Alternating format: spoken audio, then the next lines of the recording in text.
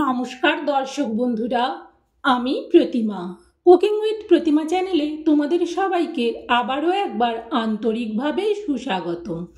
আশা করি বন্ধুরা তোমরা সবাই ভালো আছো, সুস্থ আছো। আমিও তোমাদের মতো বন্ধু পেয়ে বেশ ভালো আছি। আজকে আমি তোমাদেরকে ঝিঙের একটা সম্পূর্ণ নিরামিষ টেস্টি রেসিপি শেয়ার করব। রেসিপিতে যাওয়ার আগে যে সমস্ত বন্ধুরা আজকে প্রথম আমার পরিবারে এসে আমার এই রেসিপিটা দেখছো, তোমরা আমাকে সাপোর্ট করে আমার পাশে থেকো। চলো তাহলে সব বন্ধুরা, দেখো আমি এখানে 3 পিস ঝিঙে নিয়েছি।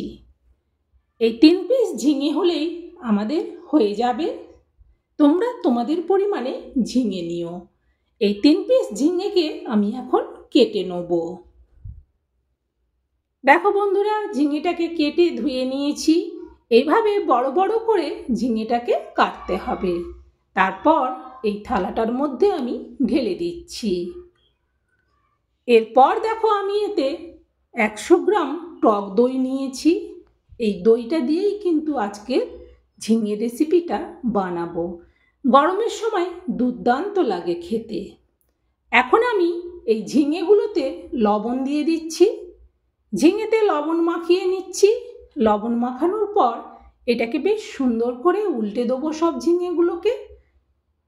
এরপর আমি অন্যান্য কাজ এগিয়ে নেব। ততক্ষণ ঝিঙেটাকে লবণ মাখিয়ে রেখে দেবো। এতে করে ঝিঙে থেকে এক্সট্রা জলটা বেরিয়ে যাবে। তাহলে আমার রান্না করতে সুবিধে হবে। ব্যাস হয়ে গেছে। এবার দেখো খানিকক্ষণ বাদে ঝিঙে থেকে জলটা বেরিয়ে গিয়ে অনেকটা বেশ কমে গেছে। এরপর আমি গ্যাস জ্বেলে দিয়ে কড়াইটা বসিয়ে দিয়েছি। তাতে দিয়ে দিচ্ছি সরিষার তেল। খুন্তি দিয়ে এবার তেলটাকে ভালো করে পুরো কড়াইয়ের মধ্যে চাড়িয়ে নেব। এরপর আমি কেটে রাখা সব ঝিঙেগুলো গরম তেলের মধ্যে দিয়ে দেবো।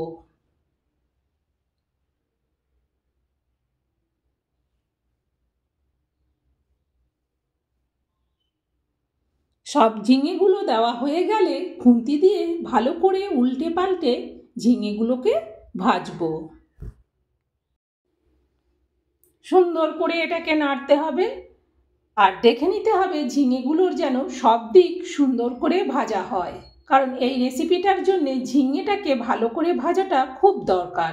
সেই জন্যে উল্টে পাল্টে ঝিঙের সব দিক যাতে ভাজা হয় সেটা খুন্তি দিয়ে দেখে নিতে হবে। সুন্দর করে ভাজা হয়ে গেছে। এবার আমি ঝিঙেগুলোকে তুলে নেব একটা জায়গার মধ্যে। বন্ধুরা, রেসিপিটা খুবই মজাদার, কেউ একটুও স্কিপ করো না। এরপর আমি তেলের মধ্যে দিয়ে দিচ্ছি 2টো শুকনো লঙ্কা আর অল্প একটু কালো জিরে। এটাকে আমি 2 মিনিটের মতো ভেজে নেব। এরপর এতে দিয়ে দিচ্ছি অল্প একটু গোটা মৌরি। আবারও খুন্তি দিয়ে এটাকে নাড়ব। এরপর এতে দিয়ে দেবো 1 চামচ আদা বাটা। আদাটাকে দেওয়ার পর ভালো করে সুন্দর লাল করে আদাটাকে ভাজবো।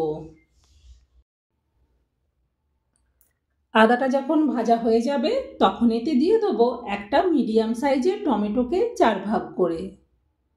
টমেটোটাকে 4 ভাগ করে দিয়ে দিয়েছি। তারপর খুন্তি দিয়ে ভালো করে এটাকে নাড়তে থাকবো। টমেটোটাকে ঠিক করে তেলের মধ্যে সাইজ করে দিলাম। এরপর এতে দিয়ে দেবো পরিমাণ মতো লবণ আর দেব অল্প একটুখানি চিনি। লবণ চিনিটা দেওয়ার পর আবারও খুন্তি দিয়ে সব কিছুকে উল্টে পাল্টে নাড়তে থাকবো। টমেটোটা কিন্তু গলতে শুরু করেছে। এরপর আরেকটা মশলা রেডি করে নেব। এই একটা ছোট বাটিতে করে আমি দিয়ে দিচ্ছি 1.5 চামচ সরিষা। 1 চামচ দিয়ে দিলাম আর 1/2 চামচ দিয়ে দিচ্ছি। এরপর আমি এতে দেবো 1 চামচ চারমগজ। এই সরিষা আর চারমগজটাকে একসাথে আমি শিলের মধ্যে বেটে নেব। চলো বেটে নিই তাহলে। দেখো বেটে নিয়ে চলে এসেছি। এই 1.5 চামচ সরিষা আর 1 চামচ চারমগজ একসাথে বেটে নিয়ে এবারে এই বাটা মশলাটা দিয়ে দেবো কড়াইয়ের মধ্যে। কড়াইয়ের মধ্যে মশলাটা পুরোটা দেওয়ার পর খুন্তি দিয়ে ভালো করে নাড়তে থাকবো টমেটো আর পুরো মশলাটাকে। মশলাটাকে ভালো করে তেলের মধ্যে আমি মিশিয়ে দিলাম। এরপর এতে দিয়ে দেবো অল্প একটুখানি শুকনো লঙ্কার গুঁড়ো। শুকনো লঙ্কার গুঁড়োটা দেওয়ার পর আবারও এটাকে ভালো করে নাড়তে থাকবো। এরপর এতে দিয়ে দেবো ভেজে রাখা ঝিঙেগুলো।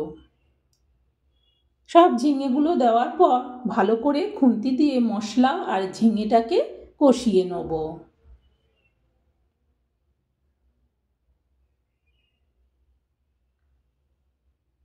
বন্ধুরা হয়তো ভাবছো দইটা যে দেখালাম সেটা কি করব। এবার দেখো আমি তাহলে দইটাকে কি করি। এবার সুন্দর করে এরকম ঝিঙেটা যখন কষানো হয়ে যাবে তখন এতে দিয়ে দেবো দইটা। পুরো দইটাই দিয়ে দিলাম, যাতে রেসিপিটা একটু বেশ টক টক মিষ্টি মিষ্টি লাগবে, খেতে খুব সুন্দর লাগবে। একবার আমার দেখানো প্রসেসে বানাও। যেহেতু এটা সম্পূর্ণ নিরামিষ তাই যে কোনো দিন বানাতে পারবে, খেতে কিন্তু দুর্দান্ত হয়। আর এই রেসিপিটা ভাত, মুড়ি, রুটি সবের সাথে সুন্দর খাওয়া যাবে। দেখো দইয়ের এক্সট্রা জলটা মরে গেছে। এরপর আমি সেই দইয়ের বাটিটা ধুয়েই এক বাটি জল দিয়ে দিলাম। এতে আর বেশি জল দেব না। এরপর খুন্তি দিয়ে ভালো করে জলটাকে মিশিয়ে দিলাম। মিশিয়ে দেওয়ার পর এটাকে আমি ঢেকে দেবো।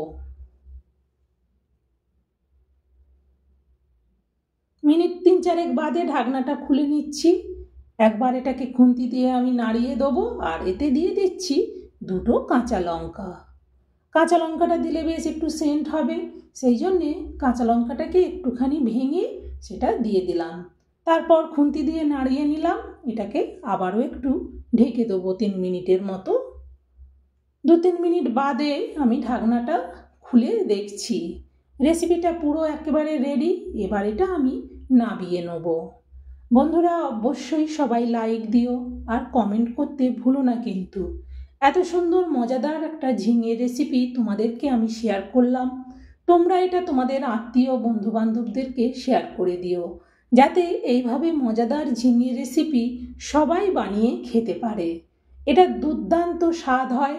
একদিন বানিয়ে খেলে বুঝতে পারবে বন্ধুরা এটা কতটা মজাদার একটা রেসিপি। যারা ঝিঙে খায় না তারাও দেখবে আঙুল চেটে খেতে বাধ্য হবে, বলবে আবারও একদিন বানাতে।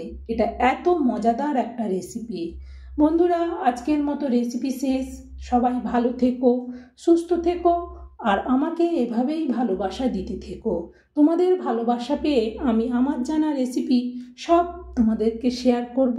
তোমাদের দেখবে আমার রেসিপি ভালো লাগবে। আবার তাহলে পরের দিন দেখা হবে বন্ধুরা। টাটা।